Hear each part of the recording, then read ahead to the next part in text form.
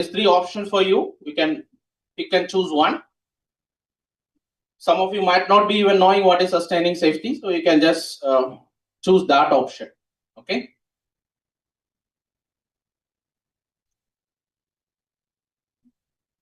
Let's see the response. So 0 response submitted as of now. Some of you completed. Okay, so it's not updating.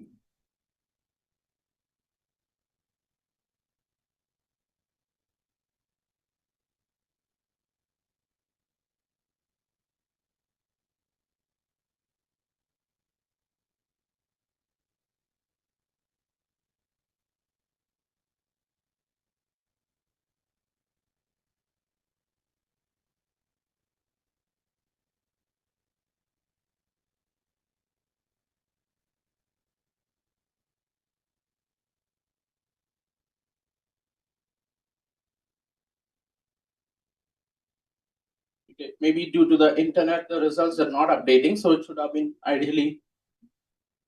नहीं बेटा मैं just escape कर लेता है. They are not connected. Okay, fine. So some of you might have selected the yes answer, some of you might have selected no, and some of you might have selected not I don't know what is sustainable safety performance is all about. So as an organization leader, it's always a challenge that okay, I have the best of systems in my organizations. I have world class procedures in my organization. Still, my safety performance is not sustaining. What do you mean by that? So basically, I'm still getting accident. I'm still getting fatal accidents in my organization, and that is entirely collapsing my systems. I'm in the limelight for all the wrong reasons, in the world. So now, how we can sustain that safety performance and get a continued results, right? I don't want those unwanted events in my organization. So how we can do it? This is one of the methodology you can adopt, which is with a right design can be adopted in any organization, not only just mining and metal organization. So let us see how does it work, and this is what we're going to talk for the next 30-40 minutes. We will talk about Rosing Uranium, a quick introduction about the company, what they are, how big they are, and then we are going to talk about a critical risk management. How does the leaders take it forward through a leadership in action? And then what is our support to this organization? So we do a lot of deep dives for them. So what is it? And then we will conclude with a quick introduction about our organization.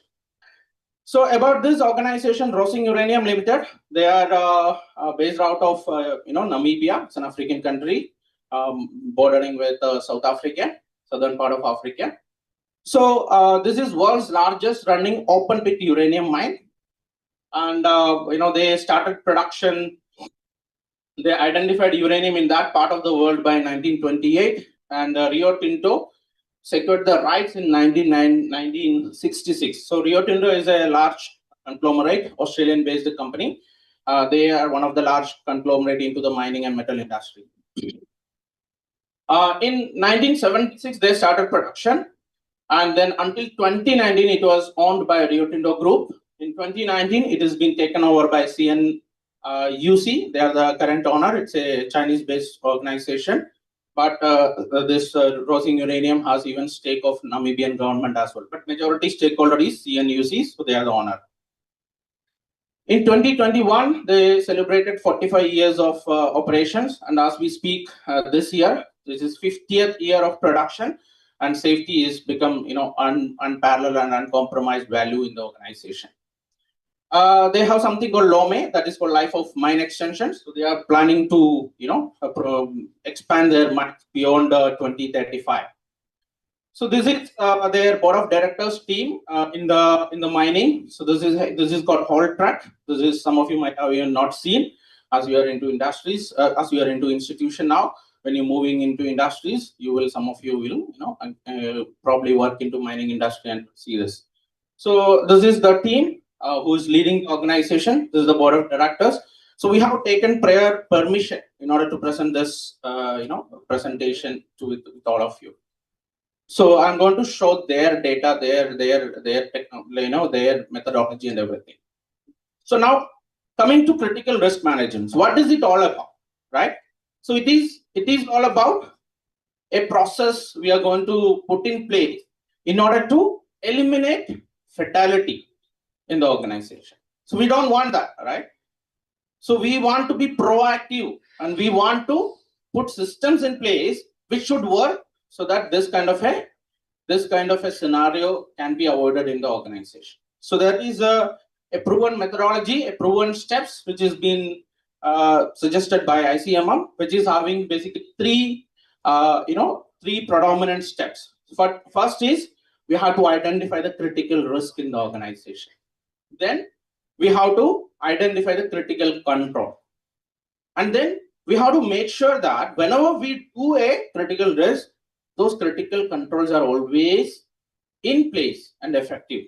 It is protecting to save the lives. So how is it going to happen? We will see that. So now, what do you mean by critical risk? Critical risk is anything, if you not control, it can kill one person or more than one person at work. So Rosing Uranium identified 17 such critical risks, what you are seeing in the screen.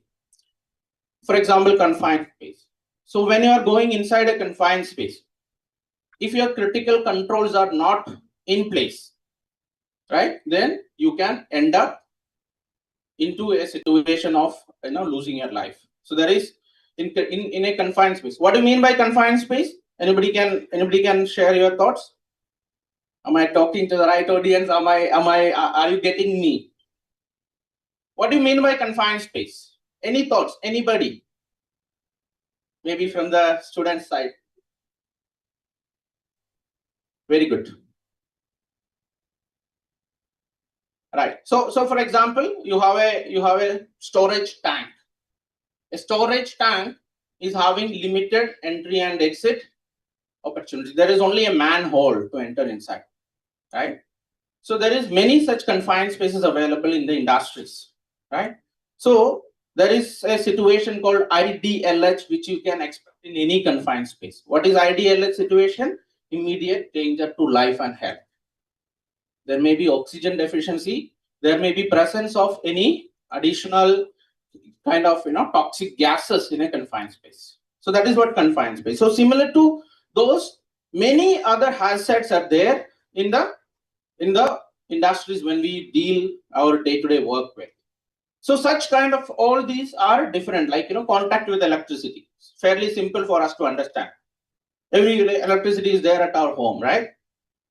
But electrical energy, if it is not controlled, then it can be a very bad master and it can kill the assets. It can kill us, it can kill the assets, it can burn the ashes in our asset into ashes within seconds.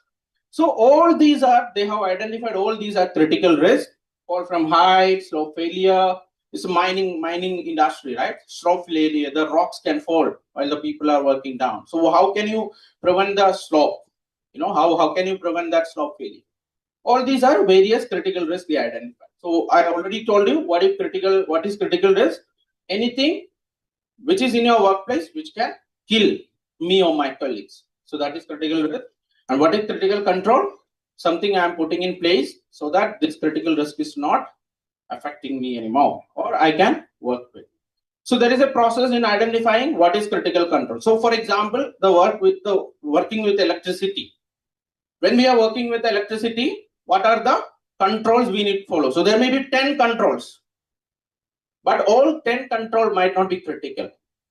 So we are going to identify out of 10 control, how many are critical. We're going to identify maybe 2 or 3 or 4 as critical. And our aim is to make sure that this 3 or 4 is always present when I am working with electricity. I'm not going to compromise on this 4. So other 6 is still okay. It's not going to take my life or my colleague's life. So first of all, we need to identify out of these controls, how many are critical controls. So we identify control. Is this a human act or object or system? If the answer is no, then it's no more a control. You go ahead. All right. So first you identify control, and the identification of controls, there are various methodologies available, right? BOTA is one of the best methodologies you can put in place, which will help you to identify, preventing, and mitigating control. What is the difference between preventative and mitigation control? Any thoughts? So with the name itself, you can identify preventative, something which you put in place to prevent that. What is mitigating? Something already happened. Then what is your systems in place in order to kind of how quickly you are reviving? So mitigating control, right? So that is all about how resilient an organization is. What are the controls? So you need both, right? It's a combination. So now a critical risk, an example, so fall from height is a critical risk, right? So now what are the critical controls required? A fixed work platform, a mobile working platform, a scaffold, fall protection, open edge protection, ladders and mobile platforms, right? So there is more required of controls, like barricading of the area. And there is many other, work permit, and the person should have training. So there is n number of controls required, but these are the most critical controls which can fail you. So you are making sure that this is 100% there when I'm doing a working at height. If this is okay, then the probability of failure is very less, right? So similar to that, there is many other some examples of critical controls, which is various operations. For example, this is for lifting operations. This is for your lifting operations. This is for your confined space. This is for your energy isolation, lockout, tagout, triad, right? This is for other processing operations and process safety. So similar to that, and communication, right, and all those kind of a thing. So now, how to identify, how to filter. Once you identify the bunch of control, the next task in front of you is that identifying that critical controls. So you apply this again, this particular flow, and then you come to critical controls, which you are again going to make sure that this is available in my work. So now we have completed identifying critical risk in my operation and identifying critical controls in my operation. The moment I'm done, the third thing is going to come. What is the biggest risk, biggest hurdle for the industries? Is that how I am going to ensure these critical controls are always present while I am working. So there is a 3-layered mechanism which is adopted by this organization. So what is this 3-layer mechanism? There is something called verifications. So the verification, whenever there is a critical risk is performing at work, there is a 3-layer verification process is in place. What are those 3 layers? Which is called CCC, CCFE, and CCV. Critical control checklist. That's at the operator level. If I'm the operator, before I'm going to start my halt track, I'm going to fill this critical control checklist, which is helping me, which is a reminder. So do we need to use checklist in our daily life? Yes or no? Right? So use of checklist is very important. The best of surgeons in the world use checklist. The best of pilots in the world use checklist every time before they fly. Right? So this is such a checklist which is going to help the operator in order to ensure that, okay, I'm doing it right. Then there is a superintendent or a supervisor level that is called critical control field verification checklist. So everything is one step ahead. As being an operator, I'm getting a checklist which is having even multimedia, which is having even infographics. I'm seeing the control picture. So it is easy for understanding. It's a shop floor level person. And then the managers comes in, they understand and they check much more in depth. So by doing these 3 verifications, they are ensuring my critical controls are always at work when I'm doing my critical risk. And how this has been organized? This is organized through LIF. What is LIF? Leadership in the field. So they have a system in place wherein their leaders every Tuesday, Wednesday, Thursday from 10 to 12, all their leaders goes to LIF. So they have a board. All their people come together in the morning into this particular board, into each sections. And they are identifying what are the job which I am going to do, how many critical risk is involved in that. And then they are going to mark on the board itself, what are my critical controls. And then they're assigning, okay, Dipil, you are going here. Shafali, you are going here. Dr. Pradeep, you are going here. Today, you are going to do this verification. So they're assigning at 12 o'clock again. So this is happening at morning 8 o'clock. So they know what the job I'm performing, and then they know who is going to verify that particular job. And by 12 o'clock, they come together again in this board and check what are the greens, what are the reds. What do you mean by green? What is happening good, what is going on good, and what are the reds, what are the red flags, what is something which I need to focus on. So they're identifying that. So they believe in this. In God we trust, everyone else gets verified, right? So I don't want to leave my operator alone at work. I believe him, he's good, but at work it's a different thing. I verify his critical control checklist, right? So this is how the leadership board look like, all these elements coming in. Once the verifications is completed, they have a portal, Rosing Uranium, critical risk management portal. Every leaders, the superintendent level and managerial level persons, once he completes his verification, comes back and fill in this particular the IT enabled system. This will help them over a weekly time or monthly time or quarterly time to analyze their data. Out of my 17 critical risks, which one is performing good, where I need to do focused effort in improving, right? So that is where, so this is an example of how the critical control checklist look like, right? You get specific questions and with an infographic and done, right? Does the lift plan include confirmation of the actual load or estimated weight of the load before proceeding? Yes, no, not applicable, right? So those kind of a thing. And the critical control verifications, as I said, so they track it through this particular IT enabled system. The moment they track it and they identify that they need improvement in a particular area, they do deep dive on that particular operational area. For example, that is working at height, electrical. They're saying that, okay, over a period of last 2 quarters, I'm finding more reds into the electricity or working at height. So then they do focus campaigns, a detailed gap assessment and implementation systems.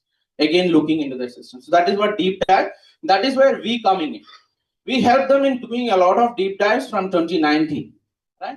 So that is what we do in as part of deep dive. We review the existing systems, work processes, review the legal requirement in that area, identify further opportunities in strengthening their system, and then dedicated campaigns to improve. So we've been continuously supporting Rosing since 2019 in various projects. This is some of the projects which we completed. You can see electrical, the operations deep dive. It's not only just safety related.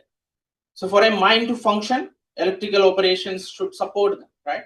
So this particular project was in terms of the reliability, availability, and electrical safety. The mine is 50 years old. Their infrastructures are very old. So we even done an infrastructure replacement assessment for them. How we can, on a phase-wise manner, replace these old electrical equipments and what are the waste. So these are various projects we done for them. We did for them from 2019 until today. So this is some of the glimpses here. You can see even the managing director is here, where we deliver training programs for them on a topic called BRRP, Business Resilience and Recovery Program. So there is many projects we have done for them, which is helping them, and they also recognizing it. Some of the glimpses from their stakeholder reports and all. So now this is how the HSC statistics dashboards comes in. So this is last month statistics. So you can see the incidents are pretty much under control. They had one lost time injury until now in this particular year. And the AI effort, that is called all injury frequency rates, are coming down 0.39, which is much lesser than their targeted. So we will just skip this video. This is the managing director speaks about, one of the general managers speaks about their topic. So this is the model for sustainable safety performance in their organization. So what do you mean by sustainable safety performance? We already discussed about it. So I don't want any disturbances in my operation, because in the name of safety incidents. So for that, every organization need to have a structured approach. So they have, this is their structured approach. So fatality elimination, catastrophic event prevention, and reducing injury. So these are the 3 pillars of their safety management system. And whatever discussed, so the fatality elimination, the critical risk management comes under this one pillar. So there is other two pillars in which they have other initiatives. The world is changing. So nowadays people are talking about psychological safety, right? The physical hazards and risk, only focusing on that, eliminating that, it won't help you. So you need to do much more as an organization level, right? So they believe in zero harm, and this is a big poster which you can find at the gate of it. So that's pretty much about the critical risk management, which I want to talk about today with all of you guys. And this is a quick introduction about our organization. We are in the market since 2018. We have more than 300 plus corporate clients, and we done projects in more than 10 plus countries. And we provide customized solutions in the field of environment, health, safety, sustainability, and technical solution. So my name is Dipil Kumar Vasu. I'm the managing director of the firm. So thanks for a great interaction. So I'm very fortunate to get that opportunity to work with these global clients. So we provide all these services. We also work with institutions. So we will explore more opportunities with you guys as well in the coming days. So some of the leading clients, as I said, Rosing is one of our largest client. In India, we work with Philips a lot. Philips is our biggest client in India. So these are some of other clients. So once again, thank you very much for this wonderful opportunity. So we take really pride to get this honor to be present here, and we always say that it's very difficult to come in connect, but we look forward to keep in connect with the team. So thank you very much. Until we meet again, keep well, stay safe. Cheers. Have a great day.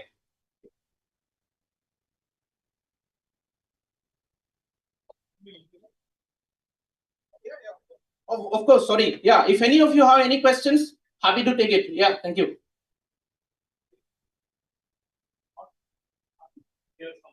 Yeah. When we are talking with the students, and the first thing we face safety issues in our laboratory, like in electronics, electrical safety, and all these. So whatever we talk to them, that you have to follow these safety concerns and all these things, like wearing, not wearing, coming in slippers, wearing this thing, proper shoes, and coming in proper attire, and following the electrical isolation and all these things.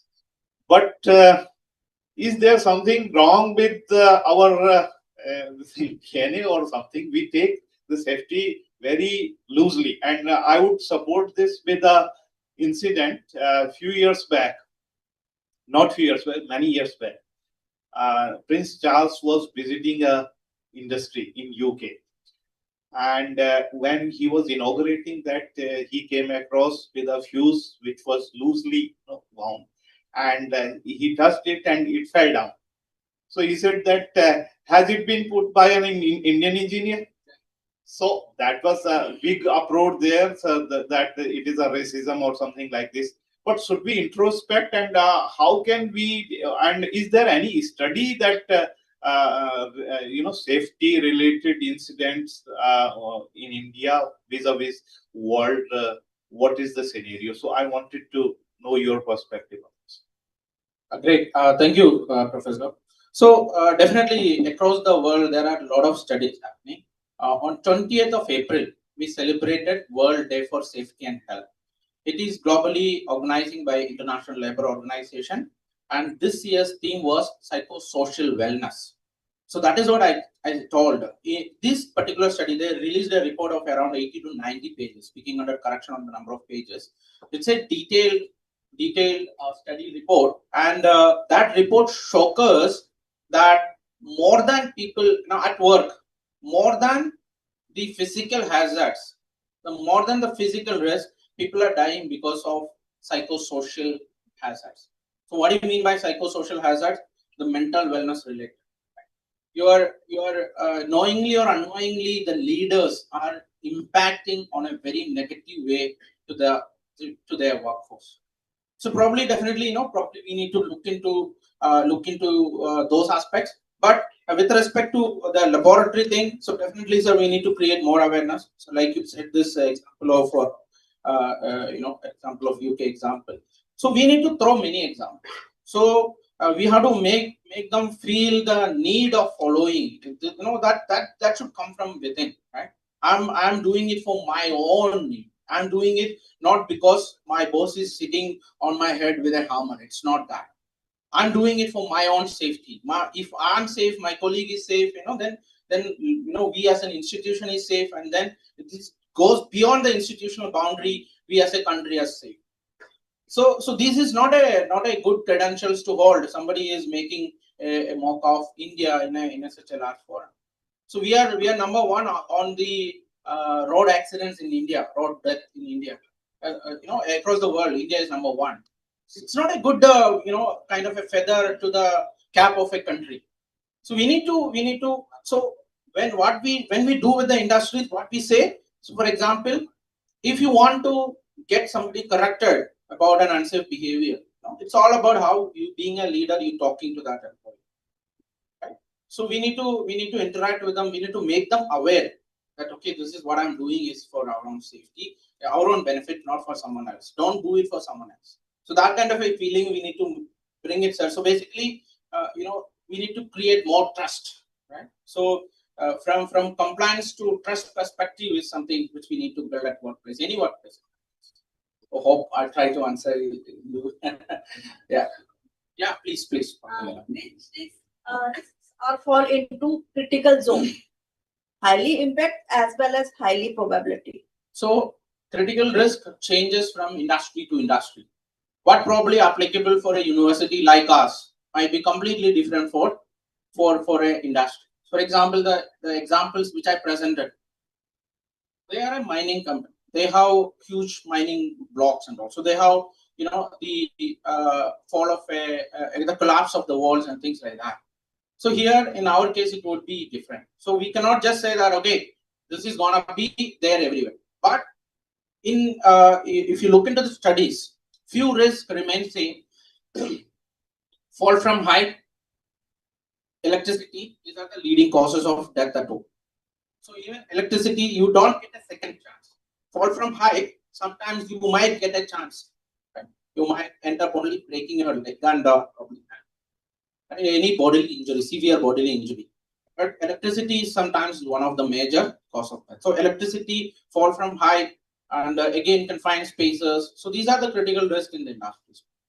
So for us as an institution, like office safety is a big thing that is applicable for our kind of scenario as well. So there is a lot of risk in that aspect. Great, sir. Please go ahead.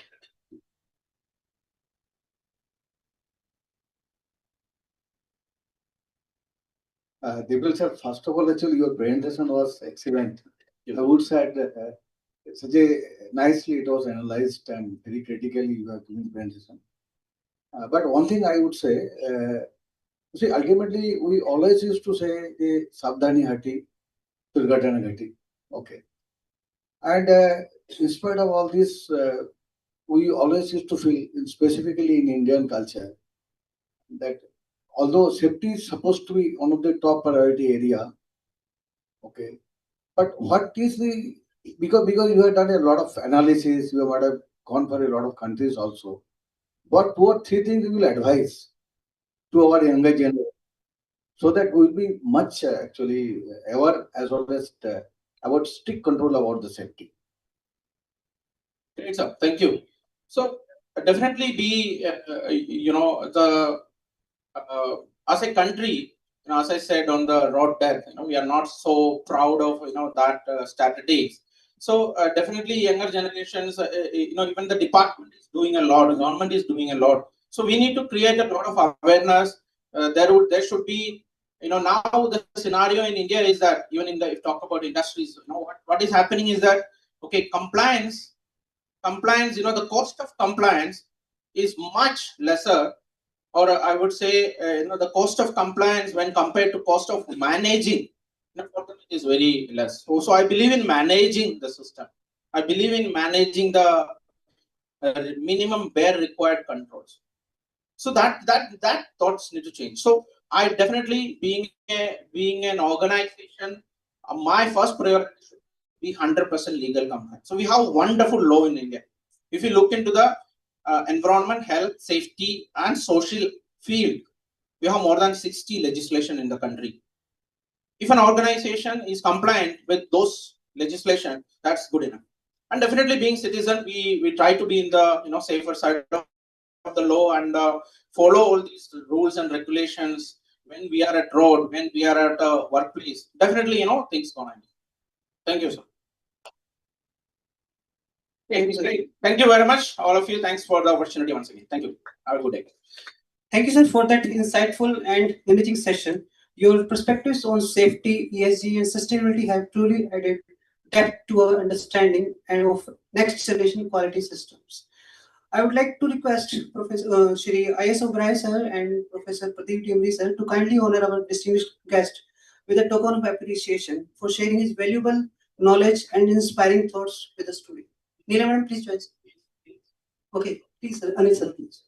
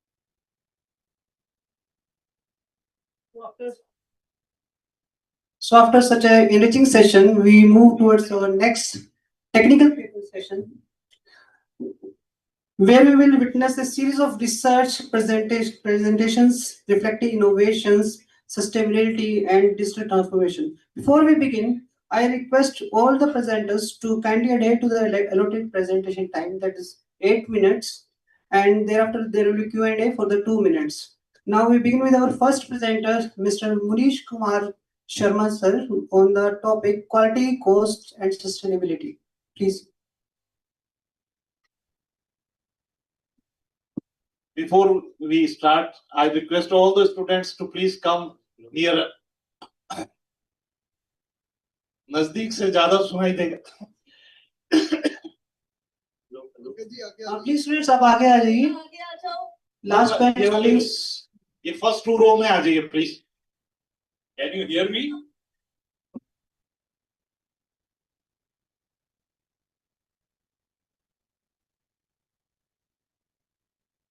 आ जाओ ना, क्या दिक्कत है? आ जाओ बेटा, जल्दी जल्दी. I think all the backbenchers should come to the front rows. For a change. Not for a change, forever. They should always try to lead. And send them try to be led. Hello.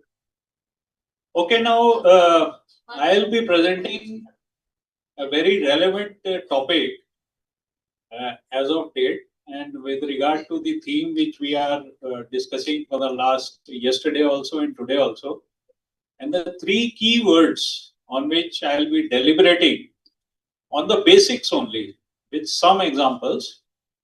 The 3 words are the quality, the cost, and the sustainability. just trying to continue with the safety lecture which you have heard.